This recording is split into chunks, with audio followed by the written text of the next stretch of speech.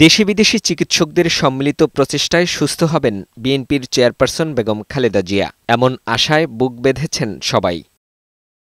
ইতোমধ্যে যুক্তরাজ্য থেকে বিশেষজ্ঞ চিকিৎসক ড.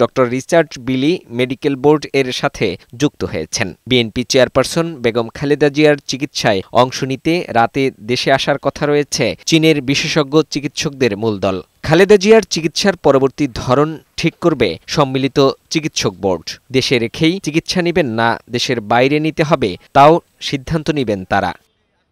বুধবার সকাল থেকেই এভারকেয়ারের সামনে জড়ো হতে থাকেন বিএনপির নেতাকর্মী ও সাধারণ মানুষ। হাসপাতালের সামনে নিরাপত্তা নিশ্চিত করতে বিজিবি, পুলিশ, র্যাব ও আর্মড পুলিশ ব্যাটালিয়নের সদস্যদের দায়িত্ব পালন করতে দেখা যায়। হাসপাতালের ভেতরে পিজিআর এবং এসএসএফ সাবেক তিনবারের প্রধানমন্ত্রীর নিরাপত্তা নিশ্চিতে দায়িত্ব পালন করছেন।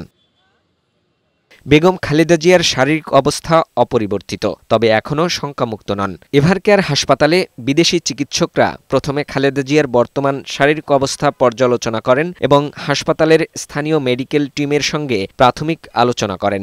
স্বাস্থ্যের খোঁজ নিতে আসেন সরকারের উপদেষ্টারা ও বিভিন্ন রাজনৈতিক দলের নেতারা। বিদেশি বিশেষজ্ঞ চিকিৎসকরা আশায় খালেদা জিয়ার চিকিৎসার অগ্রগতি হবে আশা করছেন তারা। আল্লাহ পাক কবুল করে তিনি ইনশাআল্লাহ তাকে সুস্থ করতে পারেন।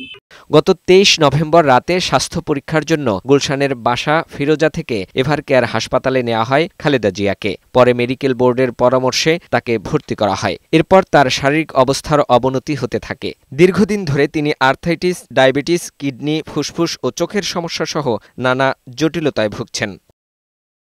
ফাহিম মুনাইম, বৈশাখী সংবাদ, ঢাকা।